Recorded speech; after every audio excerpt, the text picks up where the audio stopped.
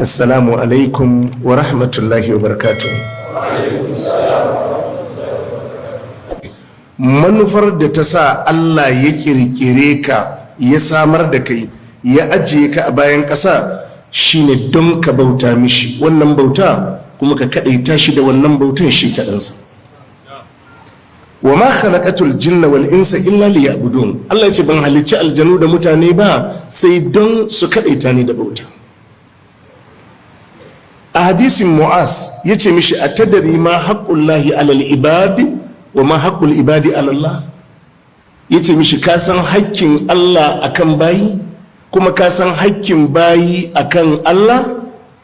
Bayi ba su da haƙƙi na cancanta da suka cancanta a wajen Allah, sai dai Allah yakan ba su haƙƙi shi kansa da kansa saboda rahamarsa. Ya ce in kun yi kaza ni kuma hakki ne don muku abu kaza. Mu'azu sai ya ce Allah da manzonsa su ne mafiya sani, sai ya ce mishi haqqullahi alal ibadi an ya'buduhu wa la yushriku bihi shay'a. Hakkin Allah akan bayi shine bayi su bauta ma Allah shi kadai, kar su yi tarayya da shi a komai. Abu na farko ka kiyaye, dalilin halittar ka shine don ka bauta ma Allah.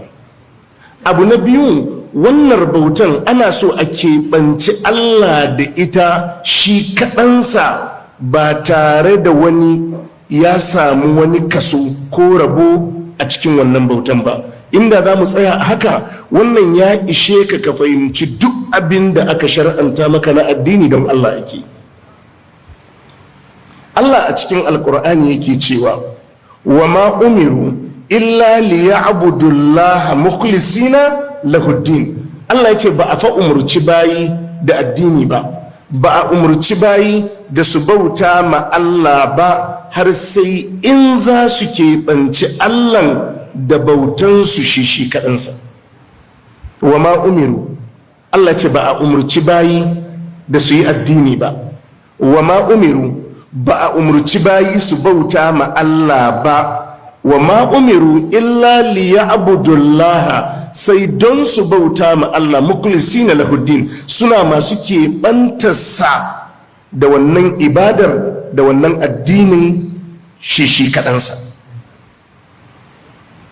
Shi kansa manzon Allah sallallahu alaihi wa alihi wa sallam a farkon suratul zumar Allah yake ce mishi inna anzalna ilaykal kitaba bil haqqi.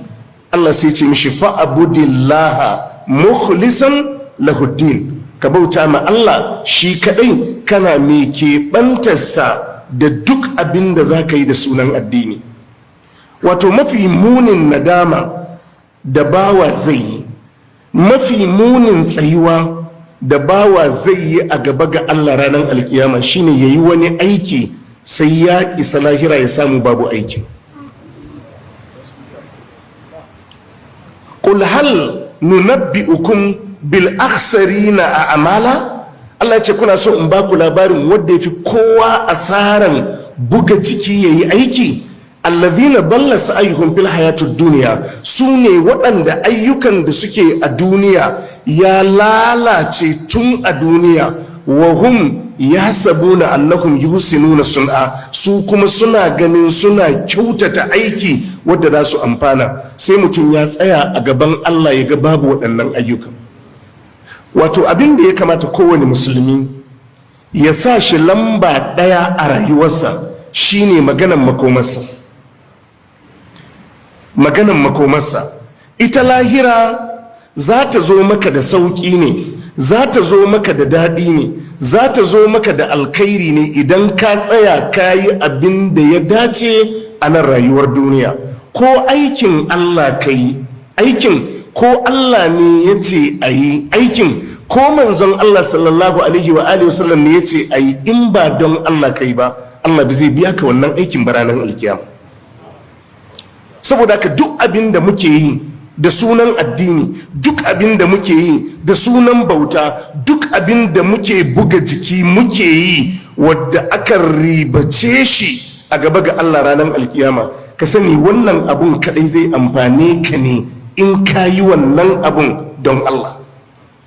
In ka yi wannan abun don Allah, duk ƙanƙantan kaso da wani ya samu, duk ƙanƙantan wani kaso da kai wannan ibadar ko kai wannan aikin don shi, to Allah bai zai karbi aikin ba. Bayan bai karba ba kuma zai maka uquba akan yin abun saboda shigar riya ko kuma tarayya da shi da kai akan wannan aiki da kai wadda ake neman lahira da shi. Duk aikin da bawa ya aikata zai amfani aikin ne kawai lokacin da ya sanya ikhlasi a cikin wannan aiki. Ita mutuwa sau ɗaya take zuwa bawa. Idan aka zo aka tafi da kai, an tafi da kai kenan. Yau waɗanda aka je aka bisne su yau suna kwance a kabarinsu, to yanzu su suna jiran benci ne kawai su ga me zai faru. Ba wadda za a ba shi dama ya sake karanta alkur'ani, ba wadda za a ba shi dama ya sake sadaka, ba wadda za a sake ba shi dama ya yi nafila, azumi ne ko kuma sallah ce. Ba wani wadda duk abin da ka ji ana cewa zai faru in an yi tashin alkiyama, yanzu kawai su suna jira ne su ga yaya da su wanye. Kai ne kake da dama na ka gyara abin da ya ɓaci, ka kyautata abin da za ka yi, ka kauce ma abin da zai cutar da kai duniyarka da lahirarka. Amma duk abin da ka san za ka yi ko me, duk abin da ka san za ka yi da sunan addini, wannan abin matukar baka keɓance Allah da shi kadai ba, to kai ma karka sa tsammanin dan ba a taba ka ba, to kuma ba za a barka ba, za a taba ka. Duk wanda yayi wani abu ba don Allah ba, duk wanda yayi wani aiki ba don Allah ba, saboda haka mu sanya ikhlasi a cikin abubuwan, mu sanya ikhlasi a cikin ayyukanmu. Ka dubi dukkan ibadodin nan, Allah ya ce wa atimmul hajja wal umrata lillah. Allah ya ce ku cika aikin haji, a yi shi cikakke, umra a yi shi cikakke. Allah ya ce don Allah. A ginin masallaci ya ce man bana lillahi masjida, wadda ya gina wa Allah masallaci don Allah. Duk ibadodin nan ka bi, in Allah ya zo umarni sai ce a yi don ni.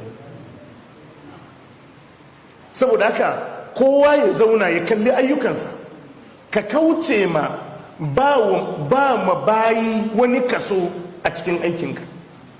Ya zama ibadodinka, ayyukanka, kana keɓantan ubangijinka ne da waɗannan ayyuka, domin su ne za su amfane ka ranar alkiyama. Duk yawan aikinka, duk girman aikinka, matukar ba a samu ikhlasi a cikin wannan aikin ba, ka sani wannan aikin fa ba za ka amfane shi ranar alkiyama ba. Ya tabbata a cikin hadisin annabi sallallahu alaihi wa sallam, labarin waɗansu mutane uku da annabi ya bayar wadda tafiya ta kama su. Wato yana daga cikin riba da nasara da moro-moro na ikhlasi tun anan rayuwar duniya. Annabi ya ce tafiya ce ta kama su, dare sai ya cin musu, za su kwana a jeji, sai suka ga wani kogo, sai suka yi shawara su shiga kogon nan su kwana. Suna shiga cikin wannan kogon, annabi sallallahu alaihi wa sallam ya ce sai wani dutse ya balle daga saman dutse, sai ya zo sai ya toshe kofan wannan kogon. Suka yi juyin duniya su tura dutsen nan, abu ya gagara. Ƙarshe sai suka yanke shawara, mu roƙi Allah, mu yi addu'a, mu yi tawassuli da kyawawan ayyukanmu, Allah ya ba mu mafita daga wannan hali da muka tsinci kanmu a ciki. Sai suka daidaita akan haka. Shi na farkon sai ya maimaita abinda ya aikata na biyayya da kyautata wa iyayensa. Ya faɗi yadda yake kulawa da mahaifiyarsa da mahaifinsa, ya faɗi yadda ya ɗauki ɗawainiyan iyayensa, ya faɗi yadda ya tsaya tsayuwan daka akan al'amarin iyayensa. Ƙarshe sai ya ce Allahumma in kuntu fa'altu zalika ibtiga'a wajhika, Allah idan abinda na ma iyayena Allah na musu ne don kai, kai kace a kyautata musu, kuma na yi ne don kai, don neman fiskar ka Allah.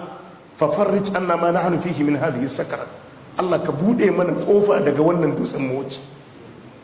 Annabi ya ce fanfajarati sakara shay'an fanfarajat shay'an la yastati'una al-khuruj. Sai suka ga dutsen ya dan matsa kaɗan, sun fara ganin haske, amma dai ba zai yi su wuce su fita ba. Kaga ranar ikhlasi iya abin da ya ce, bayan ya faɗi abin da ya ce Allah in don kai na yi wannan aikin, ya ce Allah ka ba mu mafita. Sai suka ga dutsen ya matsa. Na biyun sai ya tashi ya ce ni kuma Allah akwai yar baffata, ya ce na fitinu da ita iya fitina, ya ce na kwashe shekaru a rayuwa na, bukata na shine in neme ta da alfasha. Ya ce ta kifir, ya ce wani lokaci sai ta fada cikin jarrabawar rayuwa, tana bukatan kuɗi, ta zo ta same ni, ta ce in taimaka mata da dirhami 120. ya ce sai ya ce mata daki samu, amma ga sharaɗi, sai in kin yadda zan yi zina da ke. Sai ta ce ta yadda. Kasan waɗansu da waɗannan dukiya suke amfani wajen saba ma Allah. Shi kuma kuɗi ko cefane kai, Allah sai ya tambaye ka mai kai ka maimaita mai cefane ne. Duk wannan transaction da yake dropping, Allah zai tambaye ka kuɗin mai ka tura mata.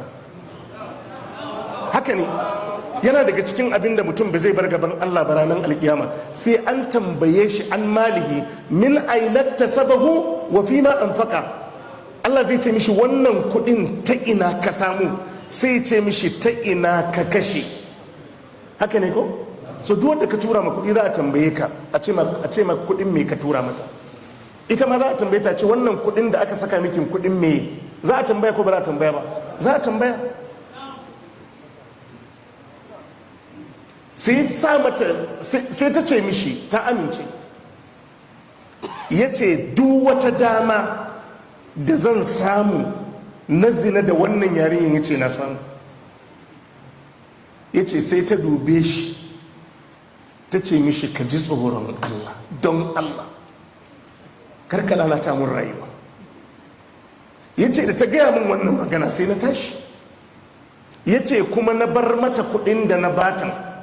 Ya ce Allah wannan zina da na fasa, in don kai na fasa, da aka ce in ji tsoronka ne yasa na fasa.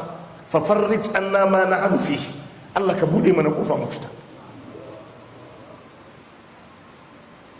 Fanfajarati sakra gaira annakum la yastati'una al-khuruj minha.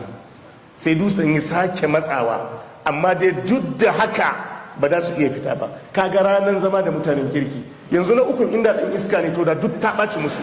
Haka ne, karka yadda. Haka ne, annabi ya ce la tusahib illa mu'minan, kar ya zama abokinka kuna tare da shi kud da kud. Annabi ya ce sai mumini, mutumin kirki. Yanzu kaga su biyun sun yi muhawara, wallahi na ukun inda mutumin banza ne da ta ɓaci.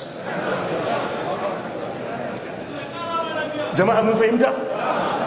Na ukun sai ya tashi shi ma ya gabatar da jawabi, shi kuma ya yi bayani ne akan wani amana da ya rike na wani leburansa da ya mishi kwadago. Leburan ya gama kwadagon, bai karbi hakkinsa ba, wata larura ta taso mishi ya tafi, bai dawo ba sai tsawon shekaru. Shi kuma iya wannan hakki na leburan sai ya ɗauka ya mayar mishi hannun jari a harkokinsa. Tun abin na kaji suka koma awaki, suka zama dukiya babba. Rannan kwatsam sai ga wannan bawan Allah ya dawo. Ka gane ni? Ya ce na gane ka. Hakki na ban karba ba? Ya ce bai karba ba. Ya ce to na zo karba. Ya ce duk abin da ka gani a nan, daga nan zuwa nan naka ne. Ya ce don Allah ba wasa ya kawo ni ba. Ya ce wallahi da gaske ne, na juya maka shi ne. Ya ce Allah in don kai na yi wannan rikon amana, in don kai na yi wannan riƙon amana fa farrij anna ma nahnu fihi min hadhihi saka. Allah ka bude mana kofa mu take.